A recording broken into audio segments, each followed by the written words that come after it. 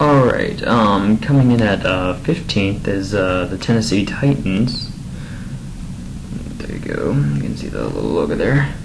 The Titans last year had troubles at the start of the season with quarterback Kerry Collins, so they brought in Vince Young, and he turned the team pretty much around and started winning for them.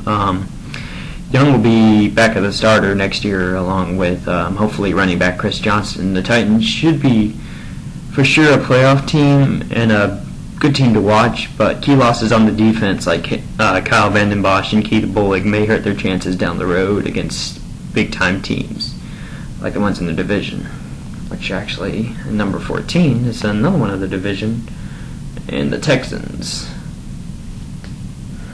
There we go.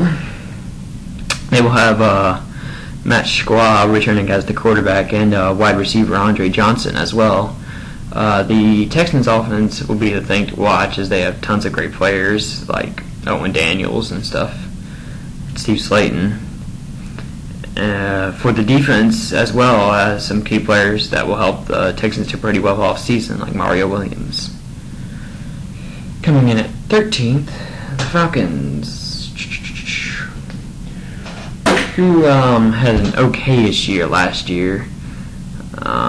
This year, I believe that the Falcons and Matt Ryan will return as the top of their division as long as everyone stays healthy, and will have a well over 500 season because of the talent that they have on that team. 12th, Steelers,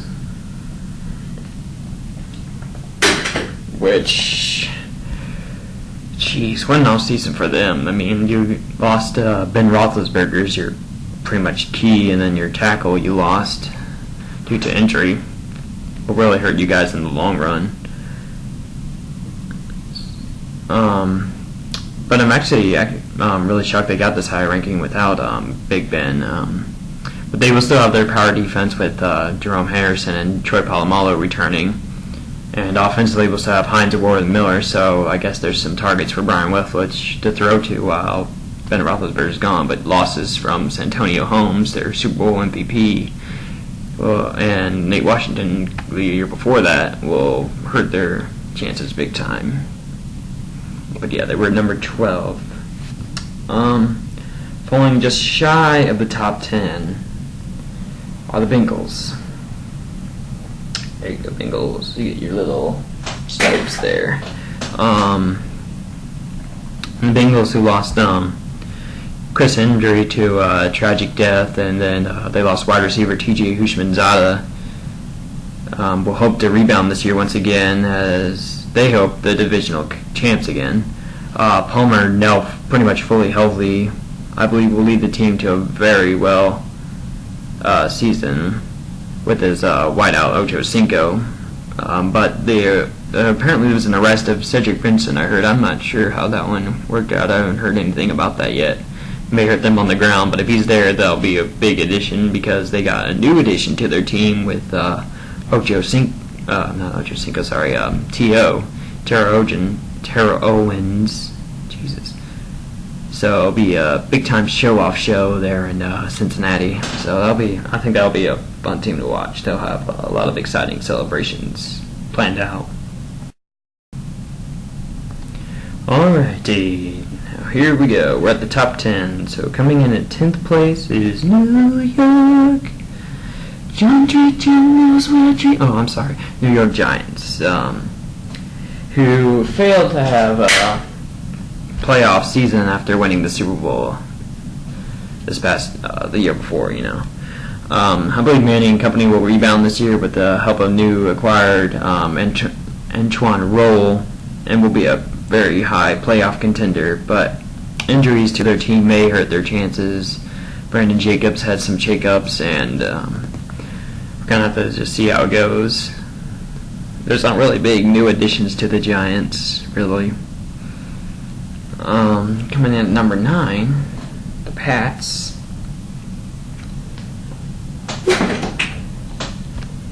Tom Brady's hoping for the new contract because of the cap year that's coming up. Will be returning as a starter as long as he avoids injury this year.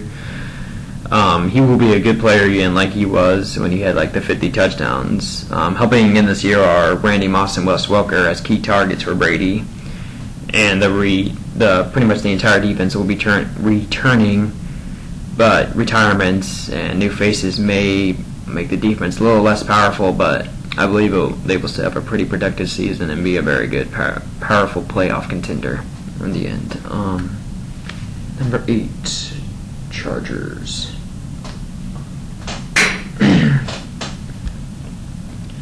Who lost LaDainian Tomlinson this year, and we'll really hope the running game will still be good without him.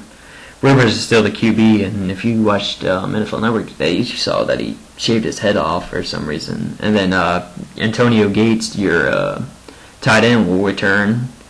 The Chargers' defense also lost Antonio Cromartie, so we'll have to kind of see how wide receivers will get open without him. I mean, we'll have to see if people can still shut down the veteran wide receivers without him on the team. So that'll be interesting to watch.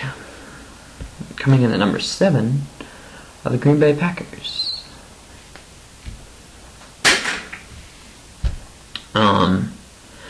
Who will return in another season without Brett Favre, yay, and was with Aaron Rodgers as their starter, who I believe will have a very, very good year this year. Not because of the weapons he has, but also because of the team that can lead him deep into the playoffs with his defense, with H.A. Hawk and stuff like that, Woodson. So he's got a pretty good team around him that could lead him very deep into the playoffs and possibly a Super Bowl. Falling almost into top 5, almost, is America's Team. I don't know why they still call it that. I mean, it's not really that team anymore, but it's the title they got. The Dallas Cowboys, who won their first playoff game for the first time in forever, so congrats to them, and Tony Romo for leading the team to that win. Cowboys drafted Dez Bryant to help out Romo and some weapons to throw along with him, like Witten and Roy Williams. The defense is still the same powerful and very good. The Cowboys will have a great chance of getting back to the playoffs and maybe a good chance for them to win more than one game this time. Hopefully. I can see them in the NFC Championship, but I don't really see them in the Super Bowl. But if they're there, congrats to them. So we'll have to see. We'll have to see how they do.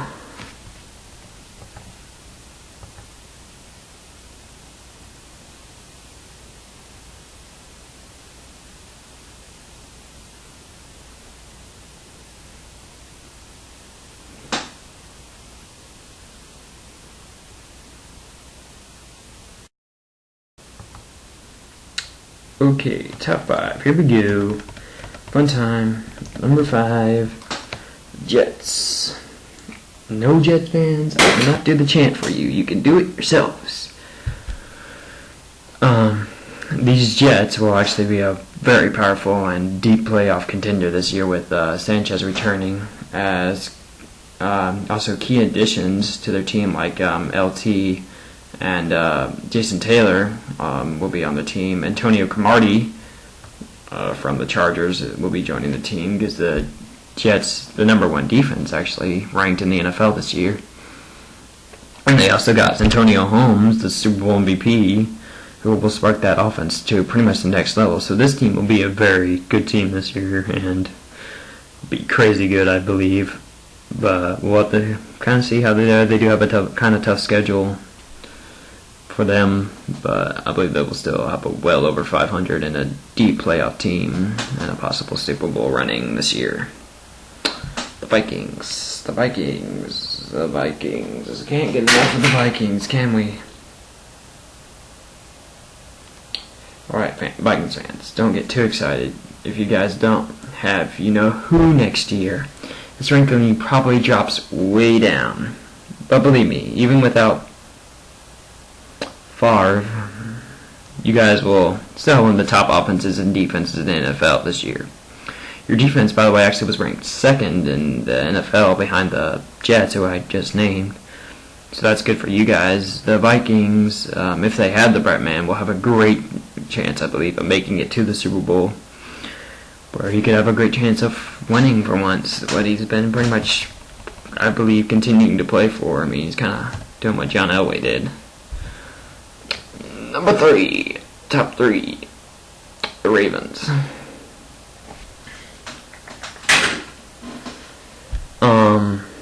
Which are my overranked team, actually. Sorry, Ravens fans, but I think you guys shouldn't be this high. I know you guys have a powerful offense now with Anquan Bolden on your team and Stallworth, but if Reed isn't healthy for your defense, will struggle, causing you to lose key games that might make you have a better playoff spot.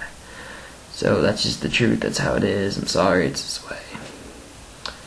Number 2, almost number 1. Almost. They almost got it. The Colts. We got to the Super Bowl last year and lost to the Saints. Oh, goal. I think the Colts actually got robbed of number 1. I'm not saying this because I'm a Colts fan, but their offense will return with Peyton Manning as their starter, Wayne as their star wide receiver for the team. A lot of people are saying the D will be weaker, but not really. No, Freeney and Mathis will once again return and create turnovers, which will help the team.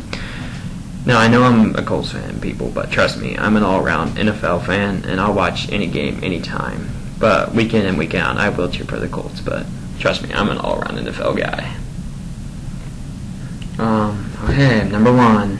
Here you go. Number 1. There's number 1. Whoop. Sorry, Saints fans, I didn't mean to drop your helmet. There you go. Actually went in, okay. Number 1 was the Super Bowl champs, the Saints. Clap, clap, clap, clap, clap, clap, clap. Okay.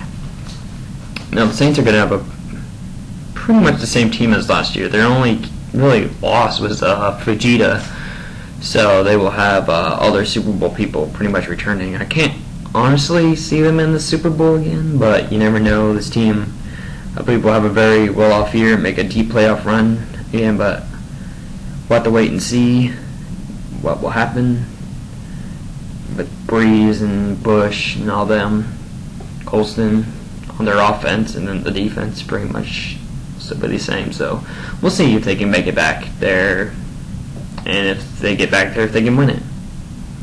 So I want to thank you all for joining me for the NFL rankings. I really do hope you will enjoy me for my other broadcast that I will be having soon. Thanks, and goodbye, I guess.